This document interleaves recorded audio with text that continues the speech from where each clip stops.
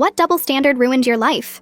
My older sister Olivia got the perfect jeans while I got the nose that looked like someone bent it sideways and forgot to straighten it back out. Every morning she'd stand in our shared bathroom doing her makeup telling me, "Too bad mom and dad will never let you fix that," she'd say, while contouring her already perfect nose. Olivia would take selfies with me and then crop me out because she said my nose ruined the aesthetic of her Instagram feed. She loved pointing out my nose to everyone like it was her personal comedy show that never got old. When her friends came over, she'd introduce me as her sister with the unique profile, and they'd all try not to stare, but I could see them looking. She'd buy me nasal strips for birthday presents and tell me these were to help straighten things out. At school, she pretended not to know me unless she needed homework help, and even then she'd make me stand at an angle so people couldn't see my profile while we talked.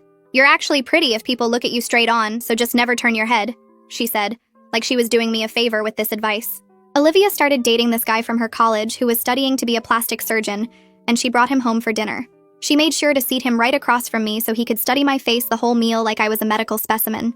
"My boyfriend says he could fix your nose in like 2 hours and make you look almost as pretty as me," Olivia announced while everyone was eating dessert. The boyfriend looked uncomfortable, but Olivia kept going about how he was practicing on computer models and my nose would be perfect for his portfolio.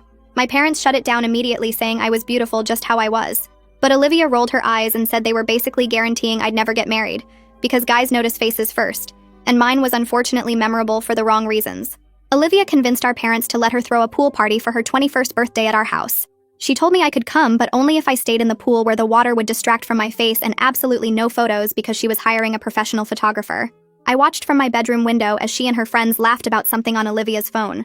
Turns out she'd posted a video on TikTok doing a glow-up transformation where she showed a picture of me labeled as the before and then herself as the after. "You should be happy because you're TikTok famous now, even if it's as the ugly sister," she said when I confronted her about using my photo without permission. But then Olivia was walking down the stairs while filming herself for another TikTok about her morning routine and talking about her perfect skincare. She was so focused on her phone screen that she missed the last 3 steps and went face first into the wooden banister at the bottom. The crack was so loud that Mom came running from the kitchen thinking someone had broken in through the front door. Olivia was screaming and blood was everywhere.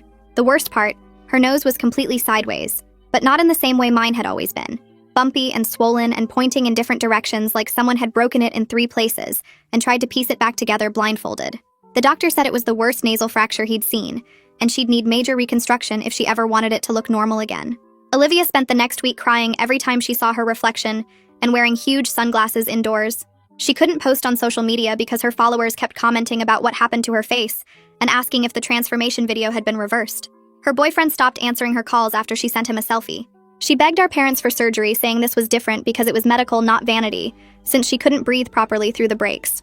They kept saying she needed to learn to love herself